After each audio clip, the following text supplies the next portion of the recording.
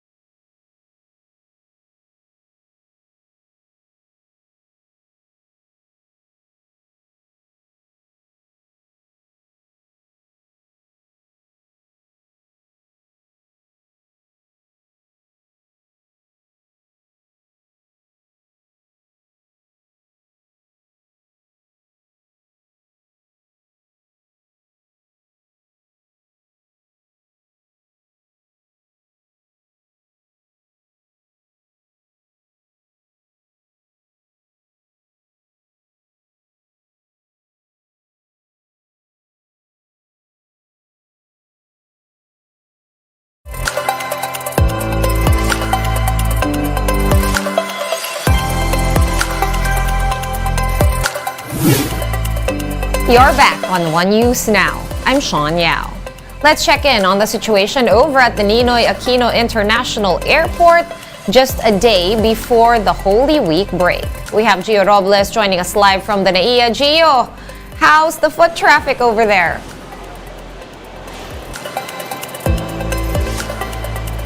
Sean, the Holy Week exodus at NAIA is definitely in full swing as we are seeing more departing passengers arriving today, Holy Wednesday. Most of them are heading home to the provinces or for leisure.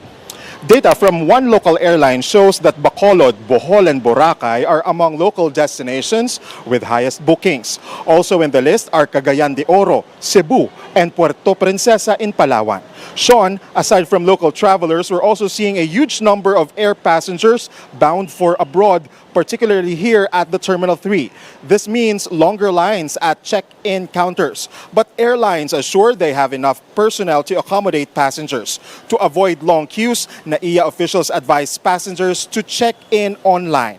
The top international destinations this long Lenten break are Hong Kong and Macau, while Japanese cities like Osaka and Narita are among the most popular places to travel in East Asia. On to our roads now. Traffic for vehicles bound for NAIA moves at a slow pace, as particularly on roads leading to the Terminal 3 or to the country's premier airport. The Manila International Airport Authority earlier projected passenger volume to hit over 2 million. As of today, there are no reported delays or flight cancellations. Sean, will never get tired of reminding our passengers to be at least 3 hours early for their flights so they can avoid untoward hassles like traffic and surge of travelers, which we are expecting this afternoon, tonight, and tomorrow. Sean, back to you. All right, that's a reminder from Gio Robles to please get to the airport with enough time to spare. Thank you so much for that update. That was Gio Robles reporting to us live from the NAIA. All right, let's circle back to the oil spill from the MT Princess Empress and, of course, Vice Admiral Rolando Punzalan Jr. is back on the phone. Good afternoon, Vice Admiral. Can you hear me properly now? Yes, Sean, I can hear you. I'm very sorry, we're just... Hello, yes, I understand that you guys are currently moving. Vice Admiral, what's the possibility of this oil spill reaching Puerto Princesa or Tabataha Reef? With the data that we have now, it is quite unlikely.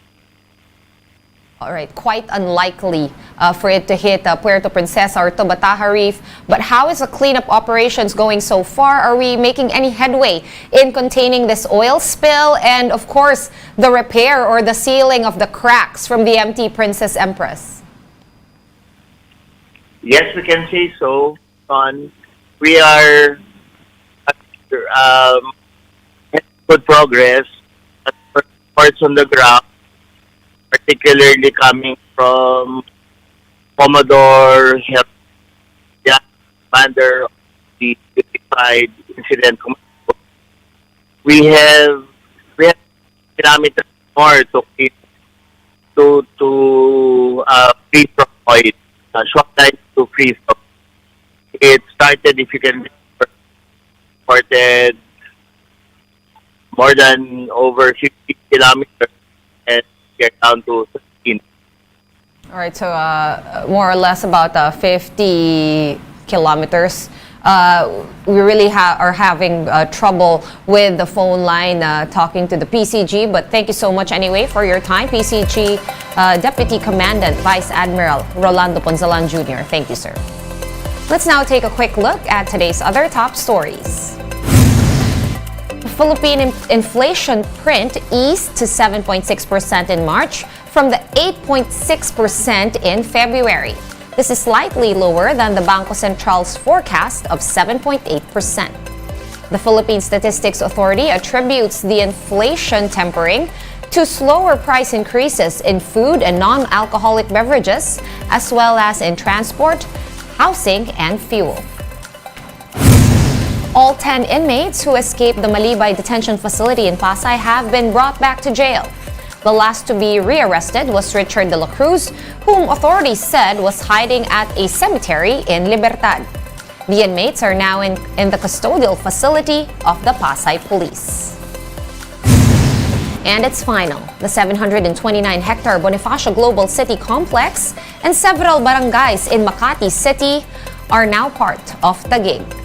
The Supreme Court has affirmed its 2021 ruling and denied Makati's motion for reconsideration. The High Tribunal has also entered the decision into the Book of Entries of Judgments, which means that this case can no longer be appealed. The Taguig LGU said that the end of the year's long legal dispute marks the beginning of a new chapter for the city of Taguig and its people. One News Now will be back at 3 p.m. I'm Sean Yao. We are One News.